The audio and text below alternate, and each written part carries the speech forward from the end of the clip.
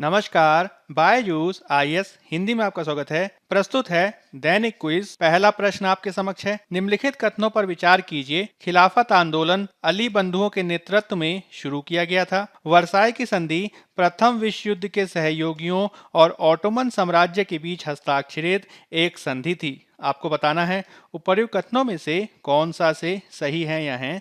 केवल एक, केवल दो, दोनों की कोई भी नहीं। खिलाफत आंदोलन या जिसे खिलाफत मुद्दे के रूप में जाना जाता है, मुख्य रूप से यह आंदोलन 1919 से 1924 के बीच भारत में देखा गया था, क्योंकि भारत सहित दुनिया भर के मुसलमान तुर्की, जिसे हम ऑटोमन साम्राज्य के रूप में जानते हैं, उसके सुल्तान को अपने आध्यात्मिक नेता के रूप में स्वीकार करते थे और तुर्की के सुल्तान को खलीफा माना जाता था। प्रथम विश्व युद्ध के दौरान तुर्की ने अंग्रेजों के खिलाफ जर्मनी और ऑस्ट्रिया के साथ गठबंधन किया था और भारतीय मुसलमानों ने प्रथम विश्व युद्ध के दौरान इस समझ के साथ सरकार का समर्थन किया कि तुर्क साम्राज्य के पवित्र स्थान को खलीफा के हाथों में ही रखा जाएगा। हालांकि युद्ध के पश्चात तुर्क साम्राज्य यानी ऑटोमन साम्राज्य को विभाजित कर दिया गया और खलीफा को सत्ता से हटा दिया गया था। इससे मुस्लिम नाराज हो गए और उन्होंने इसे अपने खलीफा का अपमान बताते हुए अली बंधुओं, जिन्हें हम शौकत अली और मोहम्मद अली के रूप में जानते हैं, उनके द्वारा ब्रिटिश शासन के खिलाफ खिलाफत आंदोलन प्रारंभ किया गया था। यानी खिलाफत आंदोलन अली बंधुओं के नेतृत्व में शुरू किया गया था। यह कथन एकदम सही है। हालांकि प्रथम विश्व युद्ध के सहयोगियों और ऑटोमन साम्राज्य के बीच हस्ताक्षरित जो संधि थी, वह 1920 में हस्ताक्षरित की गई सेवर्स की संधि थी। उसे वर्साई की संधि के रूप में नहीं जाना जाता है। मुख्य रूप से वर्साई की संधि जून 1919 में हस्ताक्षरित की गई थी जर्मनी और मित्र राष्ट्रों के बीच। यानी पहला कथन हमारा सही है, दूसरा गलत है और इस रूप में हमारा उत्तर हो जाएगा ए, केवल एक। आज के द हिंदू में इससे संबंधित खबर प्रकाशित हुई है, जिसमें शौकत अली और खिलाफत के बारे में 100 ईयर्स एगो आर्टिकल में खबर प्रकाशित हुई है, जिसके चलते यह महत्वपूर्ण हो जाता है। अगला प्रश्न आपके समक्ष है। निम्नलिखित में से कौन सा से डॉपलर रडार का अनुप्रयोग या अनुप्रयोग है। रेडियोलॉजी और स्वास्थ्य देखभाल, मौसम की भविष्यवाणी, पनडुब्बियों में की विमानन। आपको बताना है कौन से विकल्प सही हैं। केवल 1, 2 और 3, केवल 1, 2 और 4, केवल 2, 3 और 4 कि 1, 2, 3 और 4। तो डॉपलर रडार की जब हम बात करते हैं तो यह एक विशेष प्रकार का रडार होता है जो दूरी पर वस्तुओं के बारे में वेग डाटा उत्पन्न किए जाने के संदर्भ में डॉपलर प्रभाव का उपयोग करता है। डॉपलर प्रभाव एक ऐसा प्रभाव है जिसके तहत जब स्रोत और संकेतक दोनों एक दूसरे के पास आते हैं तो आवृत्ति बढ़ती दिखाई देती है और इससे दूर जाने पर यह घटती दिखाई देती है। इसी डॉपलर सिद्धांत का प्रयोग मौसम संबंधी रडारों में किया जाता है, जिसका आगे उपयोग मौसम पूर्वानुमान, निगरानी में सटीकता के साथ ही वर्षा की तीव्रता, पवन के वेग आदि को समझने में किया जा सकता है। इसके अलावा डॉपलर रडार का प्रयोग रेडियोलॉजी और स्वास्थ्य देखभाल के साथ ही विमानन के क्षेत्र में भी किया जाता है। यानी हमारा सही उत्तर हो जाएगा 1, 2 और 4। इस आधार पर हमारा सही उत्तर हो जाएगा बी। हालांकि आपको ये जानना है कि पनडुब्बियों में इसका प्रयोग नहीं किया जाता है और इस रूप में केवल पहला, दूसरा और चौथा ही विकल्प हमारा सही होगा। आप इस चित्र में डॉपलर प्रभाव को देख सकते हैं, जिसके तहत आपने कई बार अनुभव किया होगा कि जब कोई सायरन की आवाज मनुष्य के पास जाती है तो वह इसके संदर्भ में उच्च आवृत्ति का अनुभव करता है और जब वो उससे दूर जाती है तो वह इसके संदर्भ में निम्न आवृत्ति का अनुभव करता है। इसी प्रकार से आप इस डॉपलर रडार को चित्र में देख सकते हैं, जिसका प्रयोग किया जाता है मौसम संबंधी पूर्वानुमान आदि के संदर्भ में। आज के पत्र सूचना कार्यालय में इससे संबंधित खबर प्रकाशित हुई है, जिसके तहत जम्मू में मौसम संबंधी जानकारी को बेहतर किए जाने के लिए डॉपलर मौसम संबंधी रडार की स्थापना की गई है। अगला प्रश्न आपके समक्ष है। निम्नलिखित कथनों पर विचार कीजिए। उन्होंने British India steam navigation company के एकाधिकार के खिलाफ प्रतिस्पर्धा करने के लिए वर्ष 1906 में स्वदेशी स्टीम नेविगेशन कंपनी की स्थापना की। वह स्वदेशी आंदोलन में विश्वास करते थे। उन्हें कप्पा लोटिया तमिलन भी कहा जाता है। आपको ये बताना है कि ये सभी कथन किनका सर्वोत्तम वर्णन कर रहे हैं, सुब्रमण्यम भारती, चिदम्बरम पिल्लई, सी राजगोपालाचारी की ई वी रामा स्वामी। तो आपको याद रखना है कि ये सभी के सभी कथन संबंधित हैं चिदम्बरम पिल्लई से और इस रूप में हमारा उत्तर हो जाएगा बी। चिदम्बरम पिल्लई की जब हम बात करते हैं तो उनका पूरा नाम था वलियप्पन ओलांगनाथन चिदम्बरम पिल्लई, जिन्हें शॉर्ट में वीओसी के रूप में भी जाना जाता है। इनका जन्म 5 सितंबर 1872 को तमिलनाडु में हुआ था और ये पेशे से वकील थे। मुख्य रूप से इनके द्वारा भारतीय राजनीति में बंगाल विभाजन के बाद कांग्रेस पार्टी में शामिल होने के पश्चात स्वदेशी आंदोलन के नेतृत्वकर्ता के रूप में भूमिका निभाई गई, जिन्होंने मुख्य रूप से तमिलनाडु क्षेत्र में स्वदेशी स्टीम नेविगेशन कंपनी नामक एक भारतीय कंपनी की स्थापना की और इस प्रकार से जो ब्रिटिश एकाधिकार देखा जा रहा था उसको समाप्त किया था। वीओसी का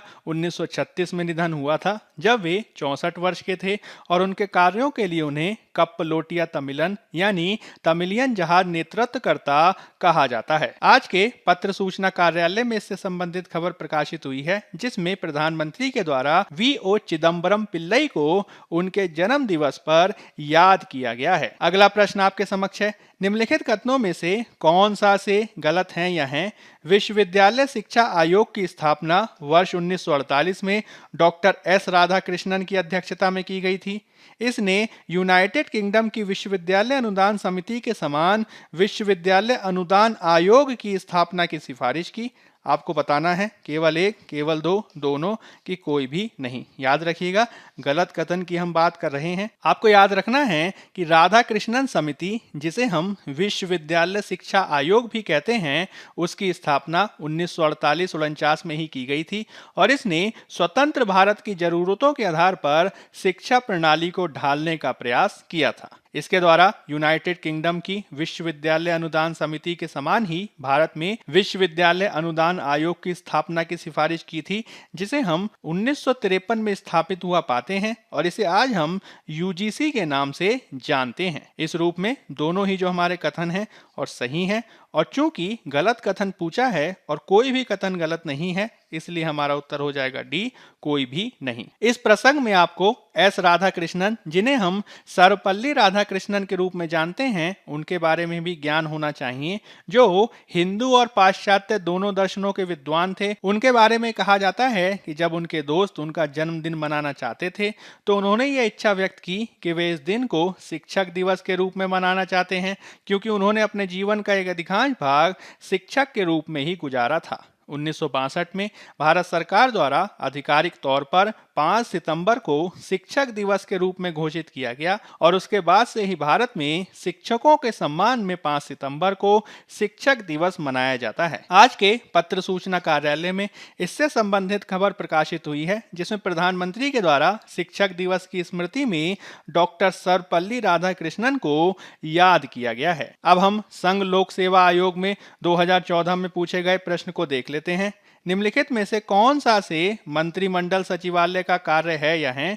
मंत्रिमंडल बैठकों के लिए कार्य सूची तैयार करना, मंत्रिमंडल समितियों के लिए सचिवालय सहायता, मंत्रालयों को वित्तीय संसाधनों का आवंटन। आपको बताना है कौन सा कथन सही है या है? केवल एक, केवल दो और तीन, केवल एक और दो, कि एक, दो और तीन। मंत्रिमंडल सचिवालय या फिर कैबिनेट सचिवालय के संदर्भ में आपको याद रखना है कि यह प्रधानमंत्री के प्रत्यक्ष प्रभार के अधीन मंत्रालय होता है, जिनके प्रशासनिक प्रमुख कैबिनेट सचिव होते हैं। इनके द्वारा मुख्य रूप से अंतर मंत्रालयी समन्वय सुनिश्चित करने के साथ ही मंत्रालयों और विभागों के बीच मतभेद को दूर करके आम सहमति विकसित करने पर कार्य किया जाता है। इनके द्वारा भारत सरकार व्यापार लेन देन नियम 1961 और भारत सरकार व्यवसाय आवंटन नियम 1961 के प्रशासन के लिए भी कार्य किया जाता है। हालांकि मंत्रालयों को वित्तीय संसाधनों का आवंटन इनके द्वारा नहीं किया जाता है। यानी पहला और दूसरा कथन सही है, जिसमें मंत्रिमंडल सचिवालय के कार्यों में मंत्रिमंडल बैठकों के लिए कार्य सूची तैयार करना और मंत्रिमंडल समितियों के लिए सचिवालय सहायता दिया जाना इनके कार्यों में शामिल है और इस रूप में हमारा उत्तर हो जाएगा सी, केवल एक और दो। अब हम बात कर रहे हैं आज के तथ्य के बारे में, जिसमें हम बात करेंगे निपाह वायरस की, जो आज के द हिंदू में प्रमुखता से प्रकाशित हुआ है। खबरों के अनुसार केरल में लगभग 3 साल के बाद निपाह वायरस का फिर से संक्रमण देखा जा रहा है।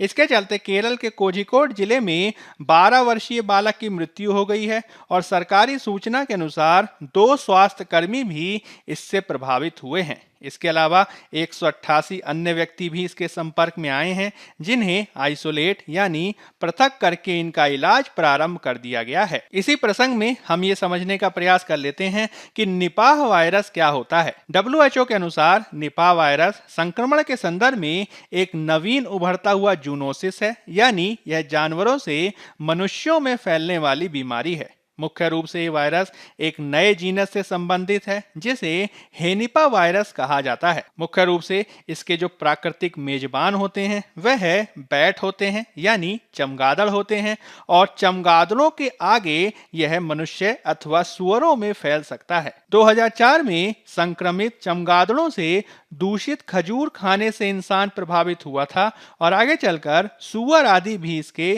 मध्यवर्ती मेजबान के रूप में कार्य करते देखे गए हैं। आपको ये ध्यान रखना है कि सबसे पहले इसकी पहचान 1998 में की गई थी मलेशिया के कंपुंग सुंगई निपाह गांव में, और इसी गांव के आधार पर ही इसका नाम निपाह वायरस रखा गया है। इसके अलावा आपको यह भी ध्यान रखना है कि भारत में इससे पहले 2001 में सिलीगुड़ी पश्चिम बंगाल और 2007 में नादिया पश्चिम बंगाल में इससे संबंधित संक्रमण की खबर देखी गई है, जिसके चलते यह काफी खतरनाक हो जाता है। यदि हम मनुष्यों में इसके लक्षणों के बारे में बात करें तो निपाह वायरस के लक्षण इन्फ्लुएंजा बुखार के समान ही होते हैं, जिसमें बुखार, मांसपेशियों में दर्द, सांस की समस्या देखी जाती है। मस्तिष्क में यदि सूजन होती है तो इससे मति भ्रम भी हो सकता है। इसमें आगे चलकर कभी कभी एन्सेफलाइटिस आदि के भी लक्षण देखने को मिलते हैं।